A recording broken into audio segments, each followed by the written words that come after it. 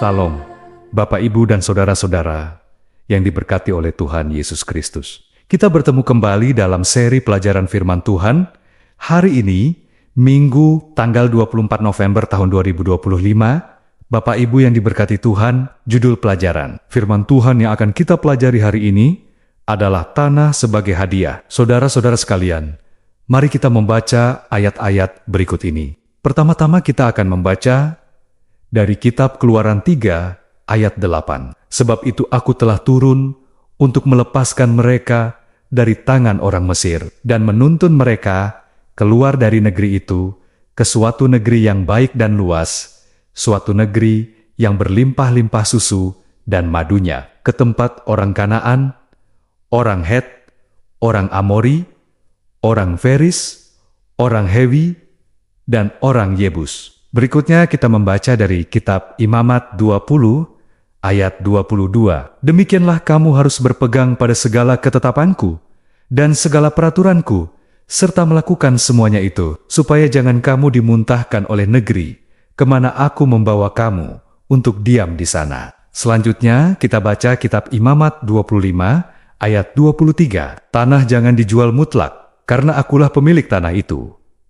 Sedang kamu adalah orang asing dan pendatang bagiku. Lalu kita juga akan membaca kitab Bilangan 13 ayat 27. Mereka menceritakan kepadanya, kami sudah masuk ke negeri, kemana kau suruh kami? Dan memang negeri itu berlimpah-limpah susu dan madunya, dan inilah hasilnya. Kita juga membaca kitab Ulangan 4 ayat 1, ayat 25, dan ayat 26. Maka sekarang, orang Israel, dengarlah ketetapan dan peraturan yang kuajarkan kepadamu untuk dilakukan, supaya kamu hidup dan memasuki serta menduduki negeri yang diberikan kepadamu oleh Tuhan Allah nenek moyangmu. Apabila kamu beranak cucu, dan kamu telah tua di negeri itu, lalu kamu berlaku busuk dengan membuat patung yang menyerupai apapun juga, dan melakukan apa yang jahat di mata Tuhan Allahmu, sehingga kamu menimbulkan sakit hatinya, maka aku memanggil langit dan bumi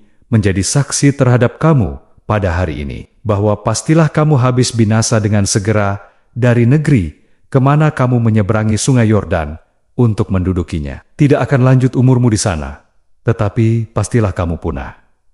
Selanjutnya kita baca kitab Ulangan 6 ayat 3. Maka dengarlah, hai orang Israel, lakukanlah itu dengan setia, supaya baik keadaanmu, dan supaya kamu menjadi sangat banyak, seperti yang dijanjikan Tuhan, Allah nenek moyangmu, kepadamu di suatu negeri yang berlimpah-limpah susu dan madunya. Dan yang terakhir, kita baca kitab Mazmur 24 ayat 1. Mazmur Daud, Tuhanlah yang empunya bumi serta segala isinya, dan dunia serta yang diam di dalamnya. Bapak, Ibu, saudara-saudara sekalian, berdasarkan ayat yang telah kita baca tadi, apakah hubungan khusus antara Allah, Israel, dan tanah perjanjian? Saudara-saudara, pada tingkat yang paling dasar, tanah menawarkan identitas fisik bagi suatu bangsa. Dengan menempatkan bangsa, tanah juga menentukan pekerjaan dan gaya hidup bangsa tersebut. Para budak tidak memiliki akar dan tidak memiliki tempat tinggal.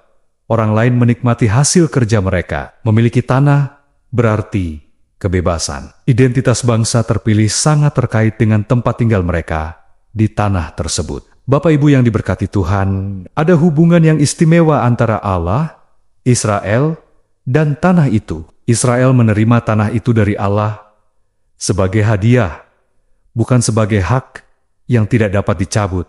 Umat pilihan dapat memiliki tanah itu selama mereka berada dalam hubungan perjanjian dengan Yahweh dan menghormati ajaran-ajaran perjanjian. Dengan kata lain, mereka tidak dapat memiliki tanah dan berkat-berkatnya tanpa restu dari Tuhan. Pada saat yang sama, saudara-saudara sekalian, memang benar bahwa tanah itu menyediakan lensa yang melaluinya bangsa Israel dapat memahami Allah dengan lebih baik. Tinggal di tanah itu akan selalu mengingatkan mereka akan Allah yang setia, menepati janji, dan dapat dipercaya. Baik tanah itu maupun bangsa Israel tidak akan ada tanpa inisiatif Allah, yang merupakan sumber dan dasar keberadaan mereka. Ketika bangsa Israel berada di Mesir, Sungai Nil dan sistem irigasi ditambah dengan kerja keras, menyediakan hasil panen yang mereka butuhkan untuk bertahan hidup. Kanaan berbeda, mereka bergantung pada hujan untuk kelimpahan hasil panen mereka,